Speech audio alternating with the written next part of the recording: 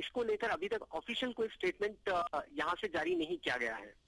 शेख, उस एरिया का अगर आप अंदाजा दे सकें, दिलसुख नगर जहां बताया जा रहा है कि ये ब्लास्ट हुए हैं, कितना क्राउडेड एरिया है? शाम को खबरें आ रही हैं कि 7 बजे के आसपास ये धमाके हुए हैं, एक के बाद एक। कितनी भीड़ उस समय उस इलाके में रहती है? देखिए, ये काफी भीड़ भाड़ वाला इलाका है, ये कमर्शियल एरिया है, ये हैदराबाद के आउटस्कर्ट्स में आता है। अगर हम जैसे हम मेन सिटी की बात करें, जैसे बेगमपेट वगैरह, ये जैसे एरिया है, कमर्शियल एरिया है, वो उस इलाके का कमर्शियल एरिया है। इससे इसके अतराफ में जैसे मलकपेट और एक और एरिया आता है वहाँ पे वनस्थलीपुरम, ये सब एरिया है, बहुत ही कमर्शियल एरिया है और क्राउडेड एरिया है। और जिन इलाकों में ये धमाके हुए हैं वो वहाँ ये थिएटर्स के काफी करीब है। एक कोणार्क थिएटर है और एक वेंकटाद्री थिएटर है, और इन थिएटर्स के पास धमाके होना, और जो वक्त है शाम का, कई लोग अपने दफ्तरों से लौट रहे होते हैं, कॉलेजेस से बच्चे लौट रहे होते हैं, तो क्राउडेड एरिया है काफी।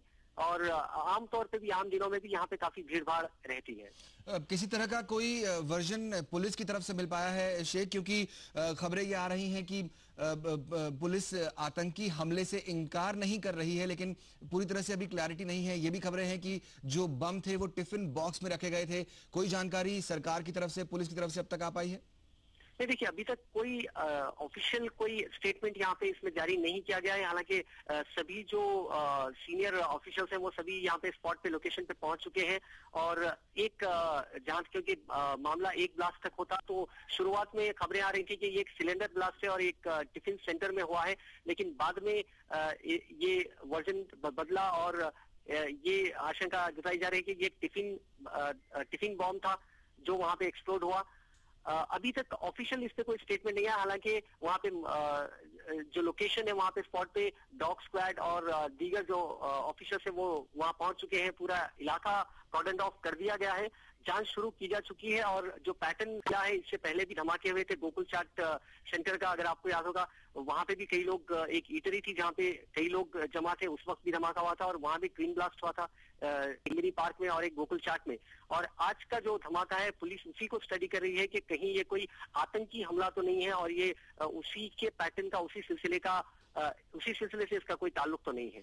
बिल्कुल, एक बार फिर अपने दर्शकों को बता दें कि हैदराबाद में 3 धमाके हुए हैं अब तक, जो खबरें आ रही हैं। सीरियल ब्लास्ट बताया जा रहा है और करीब 15 लोगों के मारे जाने की खबरें वहां से आ रही हैं। और बेहद ही भीड़ भाड़ वाले इलाके, शाम के समय 7 बजे दिलसुख नगर जो हैदराबाद में इलाका है, वहां पर यह ब्लास्ट हुआ है। शेख, एक और बात मैं आपसे जानना चाहूंगा कि उस इलाके के पास क्या कोई हाल है जहां पर इन सब घायलों को भेजा जा रहा है? क्योंकि राहत में जाहिर तौर पर इस चीज का असर पड़ता है कि कितनी दूरी पर कोई अस्पताल या कोई नर्सिंग होम है, किस तरह की मदद घायलों को इस समय मिल पा रही होगी?